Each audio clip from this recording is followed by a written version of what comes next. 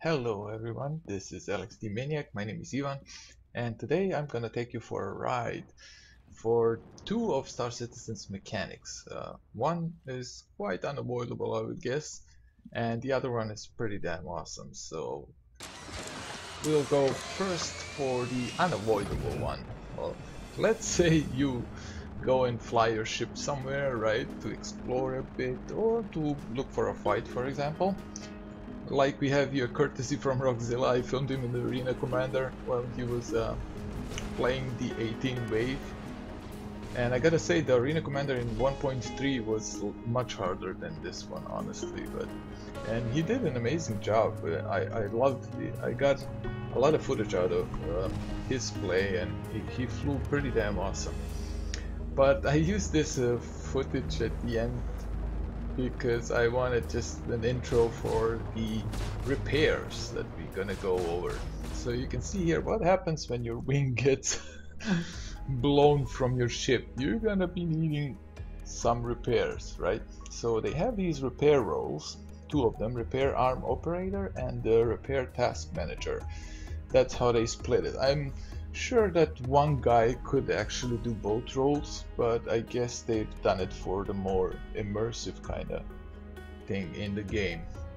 So you see here the task manager will be the one that chooses the materials you'll need for the repairs, and the operator will be the one who operates the arm and does the repair itself. And you can see there's going to be different materials, low quality, high quality, you know, stuff like that, and you will have graphs for all of them, how good they are, how good the repair at the end is going to be when you mix them up. They have like three different kinds: base compound, thermal insulant, and conductive agent. So you're going to be mixing those and then applying those to your ship, you know. So I'm not going to go into the detail of the components. I'm sure there's gonna be more stuff about that, but you can see here, for example, when you have damage and highlighted debris, you can see it, and it needs first the stripping on the edges so you can apply the repair on it. It's pretty damn cool. So the operator will have to strip it down, all the debris, before he can then apply new grid or mesh or whatever to put the wing on and to repair the frame. And you see some pictures here of how that's gonna look. For example, here you can see Rockzilla getting some damage on the bottom of his ship, and this is how it would look like, you know, getting that repaired, seeing the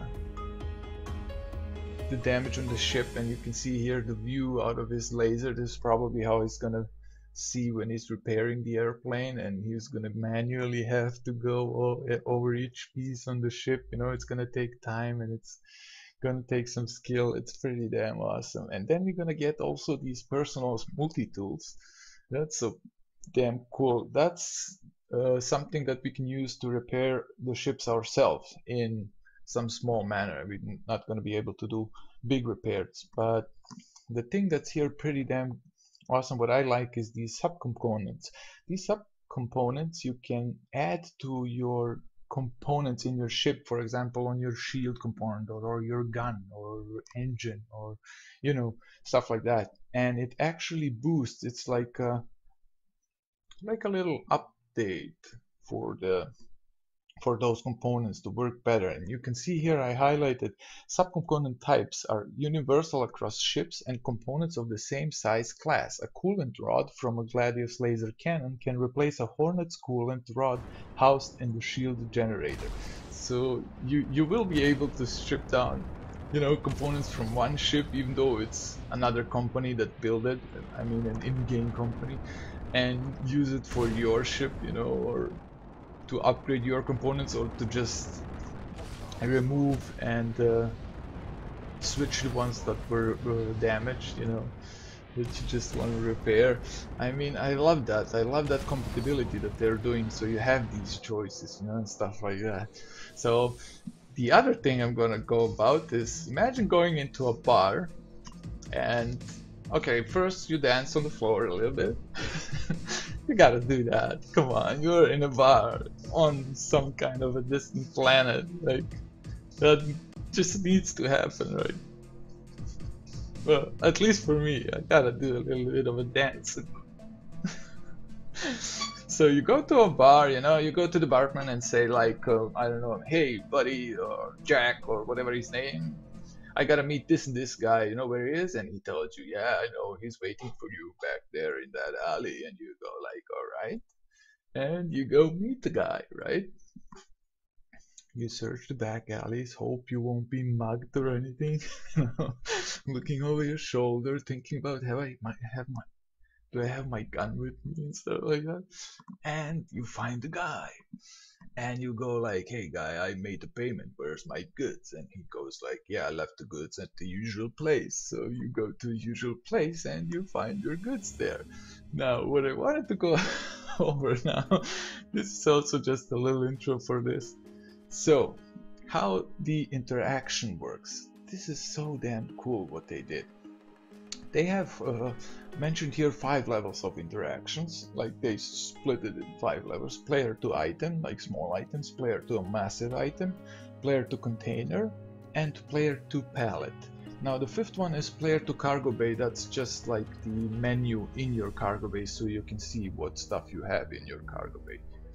So the first one that they're going is grabby hands, as they call it, for a simple object that goes into one hand. And the best part here, what they did is actually do the basic physics for objects in general. So the physics will be applied for every object. So they don't have to go over every single object in game, which would be an enormous task. But just apply the physics that they've put in, and it works then with every. And you can see it will work with a simple cut, as you see here, and who knows what else we gonna, you know, you will have some bigger objects that you see here that you pick up with 2 hands, and trophies and whatnot, you know, that you want to display in your ships and stuff like that. So it's pretty awesome that they are thinking of just the general physics, and then you can add, I don't know, how many objects you want in it. And this is one example of it. This coin is actually being flipped by the physics. Now he's throwing the coin in the air and actually pulling his hand up and releasing in that moment, and then catching the coin again. So the flip is not just animated, so it does it on a push of a button, but he's actually using the physics, the in-game physics, to flip that coin and catch it again in his hand. I mean, it's mind-blowing. I just love it. And this goes for also the object that you would, for example, use every day, like a pistol, right? You can pick it up, aim with it, shoot people with it, or aliens, or whatever you want. But then you can also, like any other object in the game, you can take it and put it on a shelf, or put it somewhere in your cargo bay, or in your ship, you know.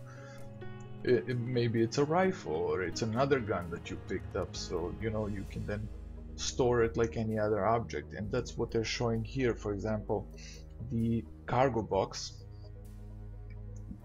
it has these little spaces. You can see it here with those little cubes that they have. Like every object has the amount of space that it takes. So the pistol takes 1 cubic meter, let's say, but that's not exact, but I'm just giving an example. And the rifle takes 2 of them. So you can see here, when it puts it in the box, it lays down exactly in that one spot that it's defined for.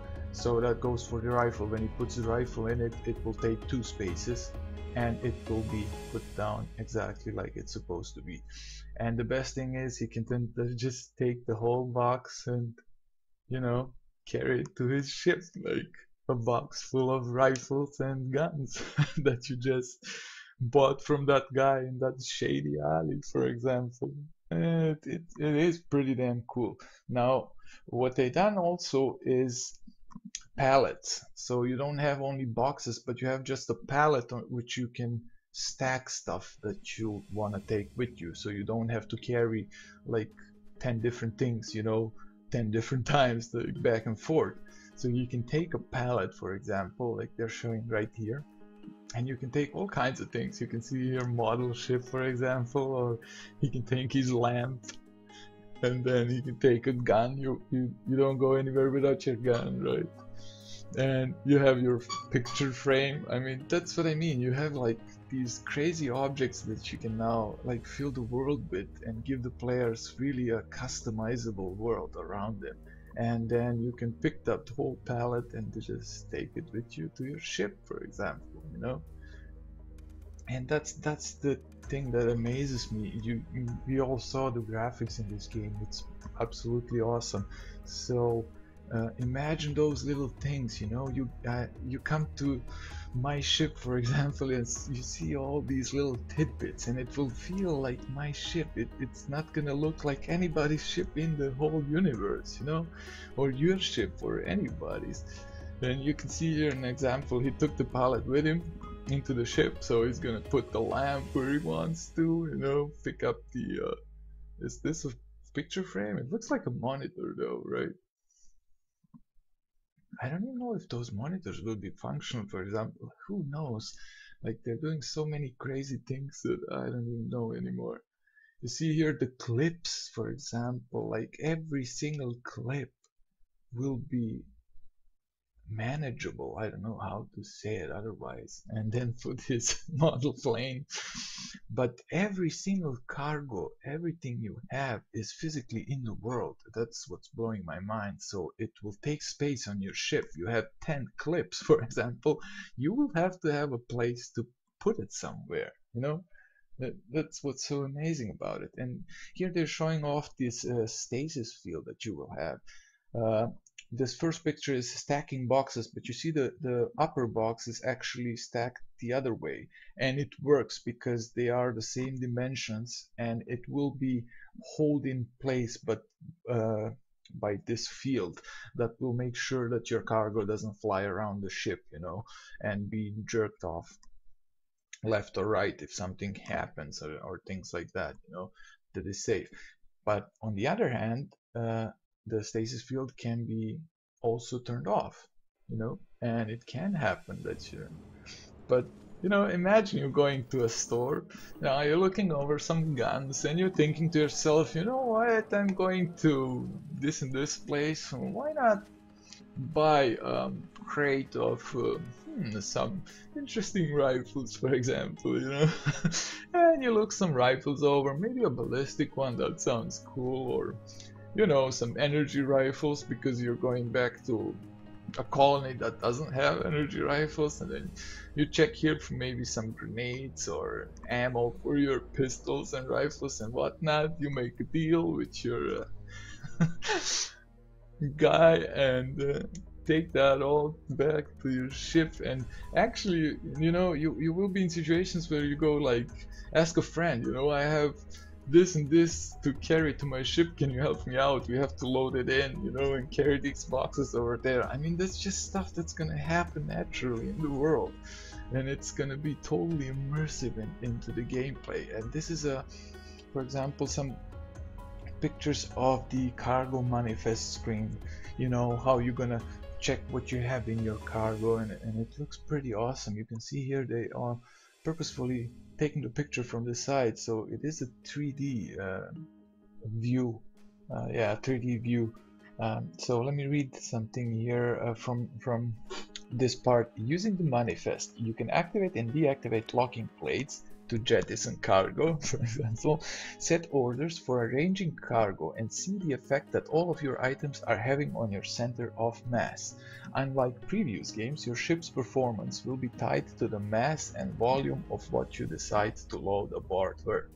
So, I mean, that's just, you know, brings a total another level to it. Like, imagine, hey buddy, can you please take these crates, like they make my ship like turn funny or something, you know, take that and we'll take it to this and this planet, and you know, do stuff like it. It just opens so many other opportunities. And you can see here some pictures of these manifest screen, how it's all gonna look like.